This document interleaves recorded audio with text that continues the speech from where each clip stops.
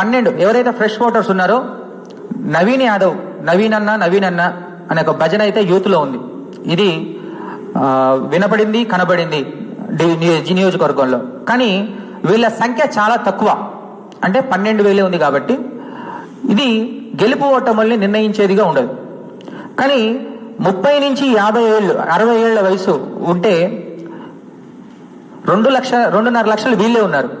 ఈ 2.5 లక్షల్లో మహిళా ఓటర్లలో ప్రతి 10 మందిలో 6, 7 బీఆర్ఎస్కి అనుకూలంగా ఉన్నారు.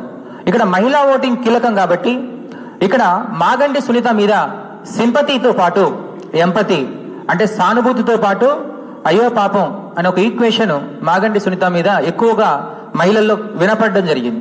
దీనివల్ల మహిళా ఓటు బ్యాంక్ లో 70% గమనిస్తే బీఆర్ఎస్ కు పడే అవకాశం ఉంది. ఇంకా పురుషులలో ఏంటంటే పాత ఓటర్స్, జూబ్లీ హిల్స్ సాంప్రదాయ ఓట్ బ్యాంక్, పాత ఓటర్స్ అంటాం, ఫస్ట్ నుంచి ఉన్న ఓటర్స్, వాళ్ళ సంఖ్య చాలా తక్కువ, 50 నుంచి 70 వేలే. వాళ్ళలో మాత్రం కాంగ్రెస్ మీద కొంత వ్యతిరేకత ఉంది. అభ్యర్థి ఒక నెరేషన్ బేస్ చేసుకోవచ్చు, కాంగ్రెస్ పార్టీ బేస్ చేసుకోవచ్చు. పాత ఓటర్లలో మాత్రం ఇక్కడ కాంగ్రెస్ మీద వ్యతిరేకత ఉంది, బీఆర్ఎస్ మీద కొంత పాజిటివ్ దృక్పథం ఉంది. అదేవిధంగా కొంత ఓట్ బ్యాంక్ బీజేపీ కూడా పాత ఓటర్స్ లో మారుతుంది. ఇదే రకంగా 60+ ఓటర్స్ లో చూస్తే వీళ్ళు 60,000 ఉన్నారు మొత్తం, 60 నుంచి ఇక పైన. ఈ 60,000లో 50-50 అటు కాంగ్రెస్ ఇటు బీఆర్ఎస్ కి 50-50గా ఉండడం గమనించడం జరిగింది. అంటే ఇక్కడ మనం ఓవరాల్ గా చూస్తే యూత్ లో నవీన్ కి ఫాలోయింగ్ ఉన్నప్పటికీ, నవీన్ యాదవ్ కి, మహిళల్లో మాత్రం మాగంటి సునీతకి ఎక్కువ శాతం ఫాలోయింగ్ ఉంది. కాబట్టి ఏజ్ ఫ్యాక్టర్స్ లో కొంత బీఆర్ఎస్ కి అనుకూలంగా ఉన్నట్లు గమనించడం జరిగింది.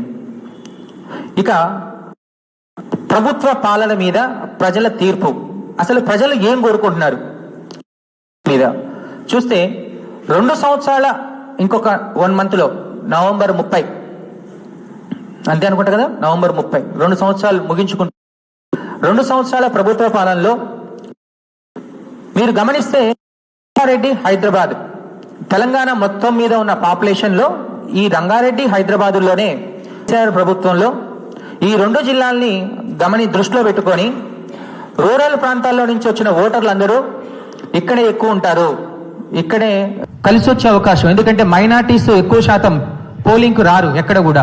లాస్ట్ ఎలక్షన్స్ లో చెప్పా కదా, 1,00,000 ఓట్లు ఉన్న కాడ 40,000 ఓటారు. వాళ్ళు పోలింగ్ పర్సంటేజ్ పెంచుకోగలిగితే కాంగ్రెస్ కి కొంత కలిసి వచ్చే అవకాశం అయితే ఉంది. కానీ మా అనాలిసిస్ ప్రకారం పోలింగ్ పర్సంటేజ్ పోయినసారి 1,80,000 ఓటింగ్ పోల్ అయింది, ఈసారి 2 లక్షల వరకు పోల్ అవుద్దని అంచనాలతోటి మనం రీసెర్చ్ చేయడం జరిగింది. 2 లక్షల కన్నా ఎక్కువ అవుతే 1-2% గ్రాఫ్ తగ్గినా బీఆర్ఎస్ గెలిచే అవకాశం అయితే క్లియర్ గా స్పష్టంగా కనపడుతూ ఉంది. దానితో పాటు బీజేపీ పార్టీ గురించి చూస్తే యాక్చువల్గా 2023 జనరల్ ఎలక్షన్స్ కి 6 నెలల ముందు బీఆర్ఎస్ అధికారంలో ఉన్నప్పుడు బీజేపీ గవర్నమెంట్ ఫామ్ చేస్తుంది తెలంగాణలో నెక్స్ట్ అని ఒక ఆలోచన అందరిలో వచ్చింది. కానీ కర్ణాటక ఎన్నికల తర్వాత తెలంగాణలో కాంగ్రెస్ ప్రభావం ఒకేసారి ఊపందుకోవడం, పెద్ద పెద్ద లీడర్లు కాంగ్రెస్ లో చేరడం, దాని తర్వాత బీజేపీ థర్డ్ పొజిషన్కి రావడం జరిగింది. తెలంగాణలో కాంగ్రెస్ గవర్నమెంట్ ఏర్పడ్డాక బీఆర్ఎస్ పని అయిపోయింది, నెక్స్ట్ బీజేపీ వస్తుంది అన్న ఆలోచన కూడా గవర్నమెంట్ ఏర్పడ్డాక బీజేపీకి మంచి రోజులు వస్తున్నాయి అన్న ఆలోచన ఉంది.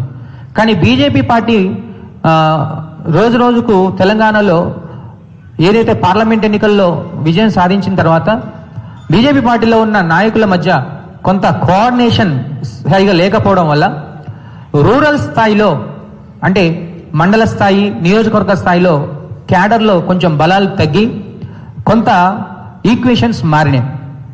అదేవిధంగా రీసెంట్గా మనం గమనిస్తే బీజేపీ పార్టీలో వాళ్ళు నియోజకవర్గ స్థాయి నాయకుల్ని, జిల్లా స్థాయి నాయకుల్ని పెట్టుకున్నప్పటికీ బూత్ స్థాయి నాయకుల్ని పెట్టుకోవడంలో కొంచెం ఫెయిల్ అయి రూరల్ ప్రాంతాల్లో బీజేపీ అనేది కొంచెం ఫెయిల్ అయిపోయింది. ఇక సిటీలో గతంలో జిహెచ్ఎంసీ ఎలక్షన్స్ లో 48 స్థానాలు గెలిచిన బీజేపీ మరి రేపు ఈ ఎలక్షన్స్ ప్రభావం జిహెచ్ఎంసీ పడే అవకాశం ఉంటుంది. కాబట్టి ఖచ్చితంగా ఈ ఎలక్షన్స్ లో బీజేపీ మంచి పొజిషన్ లో ఓట్లు తెచ్చుకోవాల్సిన పరిస్థితి ఉంది.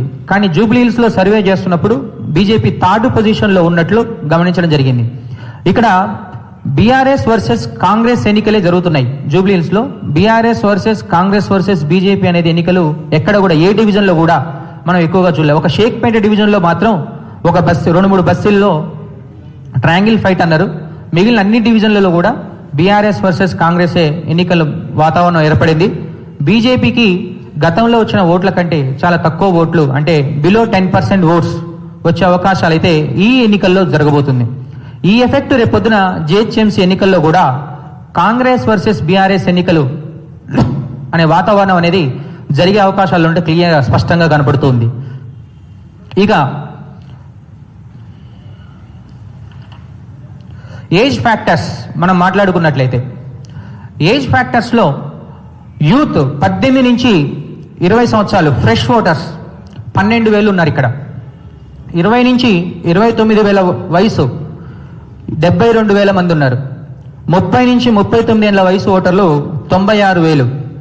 40 నుంచి 49,000 వయసు వాళ్ళు 87,000. 50 నుంచి 59 ఏళ్ల వయసు 67,000.